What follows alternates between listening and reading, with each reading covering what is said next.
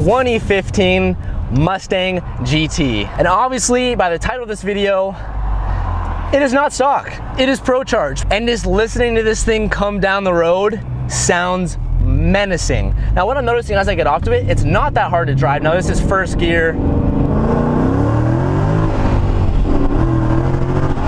Now, I barely got on that, and that hit you straight in the face. Now, what is a Procharged? A lot of people see a Procharger and they go, is that a turbo? You're boosted, but it's actually a supercharger. It's just a centrifugal supercharger. Now, I got to hang out with a Procharger when I was at SEMA a couple weeks ago, and now I get to drive one of them, and I'm really excited. Now, this, like I said, is a 2015 Mustang with the performance package, so it has all the nice bells and whistles. The interior is super nice, it has the big Brembos on there, it also has some Shelby wheels on there, and it looks very clean. One of the main differences from the 2014 Mustang to the 2015 Mustang is the independent rear suspension. Now, basically what that does is it allows both the two rear wheels to kind of act on their own suspension rather than a live axle like the 2014. It helps the car reduce a lot less like hop. It improves handling, but if you were to put a 2014 Mustang up with a 2015 Mustang and go in a straight line, because of the independent rear suspension, the 2015 may be a little bit slower, but let me tell you, the independent rear suspension makes up for it in every way possible. Let's kind of roll into it here. We're on first gear, 3,500 RPMs.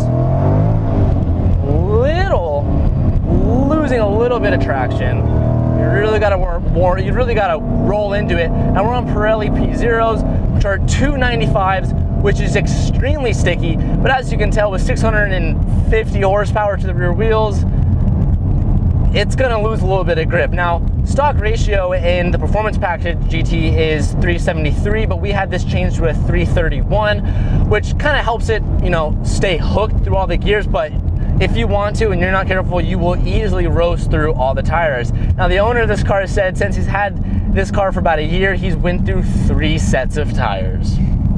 3 sets of tires. Can we make the U-turn in the big boat? Now, one of the things that this being a Mustang that I'm doing my best not to do is say, oh, you really have to get into, you really have to roll into that. Third gear pulls, and the shifter is so easy, and these Brembo brakes, it's not sketchy at all. Downshifting to third, just hearing that Coyote motor just sing, and it's crazy seeing a V8 American Muscle engine rev so high. Third gear, put your foot in, and it goes. Now, I'm doing my best not to say everything for a Mustang because this being the 2015 with that independent rear, it kind of handles like a sports car rather than a muscle car. Oh, that will make a lot of people mad, but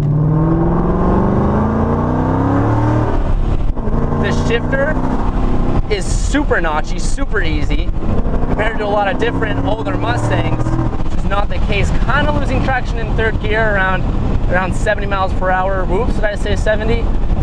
But I mean, the steering is super tight. I feel like I'm sitting on top of the car. I kind of feel like I'm sitting up on top, like I'm sitting on top of a pony, like looking over my noble steed. That's kind of how I feel, but it feels right. And for a car being so fast, you know, it can be a little intimidating, especially when you can easily roast all the tires. You got to be careful, but for having so much horsepower, it's not that hard. The clutch is super light. The shifter makes everything really easy, and it just sings to you. And with this independent rear, going over all these bumps, I don't even feel it. I don't even feel it. Take a slight, see, I'm taking a turn in the Mustang, which everybody says is not possible. I mean, there is body roll.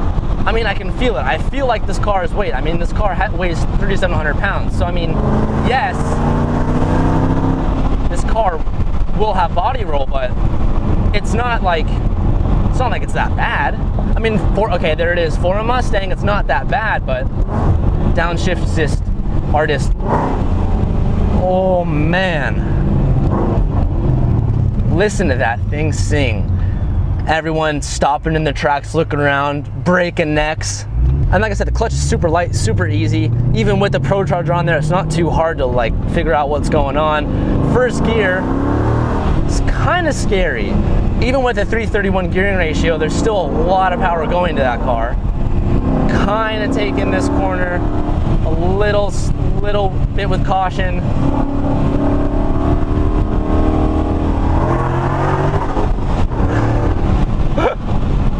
And it's like, yes, like, you know, when you drive something like a Miata or a BRZ, you're gonna destroy this car in a corner. Like, without question, easily you're gonna walk all over it. But it has so much power. I mean, yes, this is way over stock, but it makes up for it with how much power it has.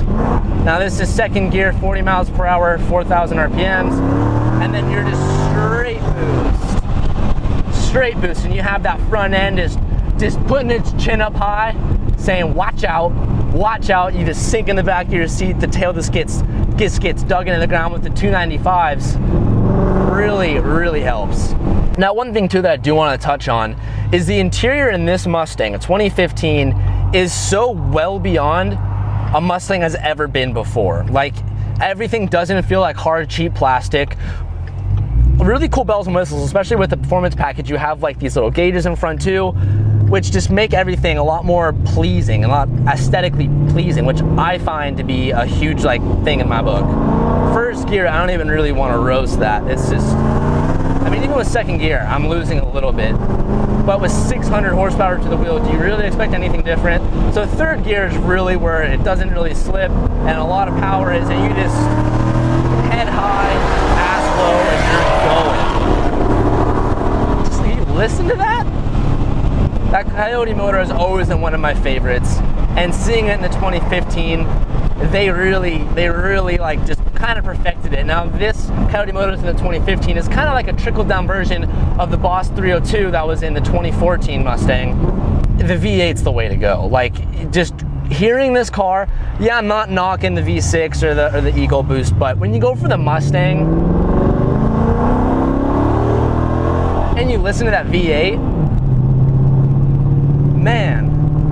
And also too, with the Procharger, that boost is hitting like well above 3. But up until that, it's not like you're missing torque. I mean, you still have torque, but you really don't see the power until upper RPMs, of course, and it's really bouncy. Second gear almost doesn't want me to throw it in.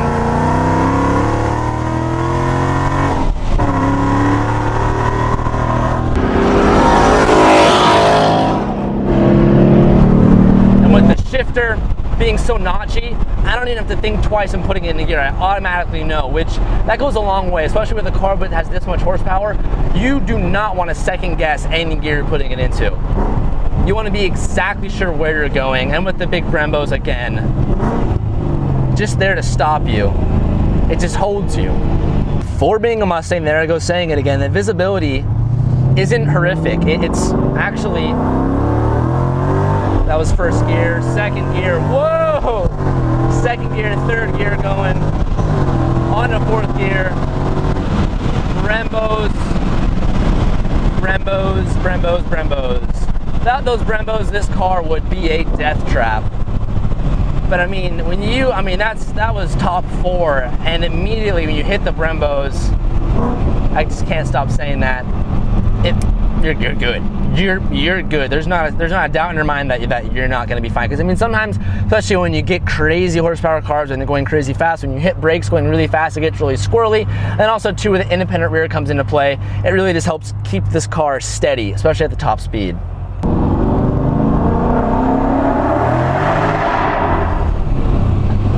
Alright guys, I hope you enjoyed the review today. I want to thank Tyler so much for letting me drive this car. Guys, I will link his Instagram, so if you feel like you want to go see what's going on, be sure to give him a follow. I want to thank you guys so much for watching. This car was so much fun to drive.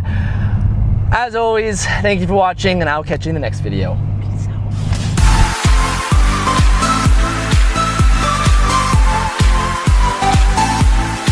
Motivation is contagious. Hang out with those who inspire you and strive not to be like them, but only a better version of yourself. You will learn that there is a difference between alone and lonely. Life isn't always easy, but that's the beauty of it. You will learn how to be truly happy, and as much as you don't want